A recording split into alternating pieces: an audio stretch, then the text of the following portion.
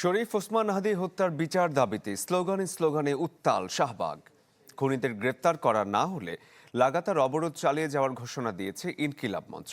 সংগঠনটির সদস্য সচিব আব্দুল্লাহ আল জাবের হাদির হত্যাকারীদের গ্রেপ্তার করে জনসম্মুখে বিচারে সরকারের কাছে দাবি জানান। দিন পেরিয়ে রাত, হাদি হত্যার বিচারের দাবিতে স্লোগানে উত্তাল শাহবাগ চত্বর। হাদির খুনিদের অবিলম্বে গ্রেপ্তার ও জনসম্মুখে বিচার নিশ্চিত না হওয়া পর্যন্ত শাহবাগেই লাগাতার অবস্থানের ঘোষণা ইনকিলাব মঞ্চের নেতাদের। লিলি বিউটি সোপ, যার অ্যান্টি এজিং গুণ তারুণ্য ধরে রেখে ত্বকে করে উজ্জ্বল, তারুণ্যময় উজ্জ্বল ত্বকের জন্য। রিমার্ক। তারা যদি ভারতে গিয়ে থাকে তাহলে তাদেরকে বাংলাদেশের প্রশাসনের কাছে হস্তান্তর করতে হবে।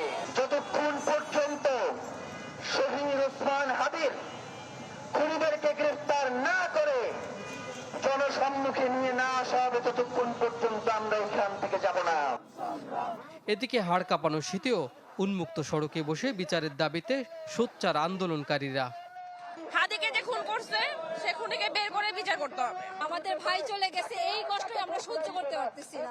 এই শীত আমাদের কাছে কোনো কষ্ট মনে হচ্ছে না। হত্যাকারীকে যতদিন মতো ধরতে না পারবে আমরা এই রাজপথ ছেড়ে যাব না, আমরা এখানে অবস্থান নিব।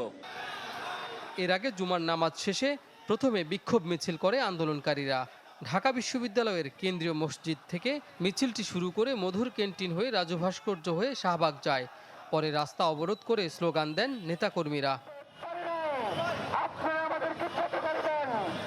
কাজী ফয়সাল, চ্যানেল 24, ঢাকা।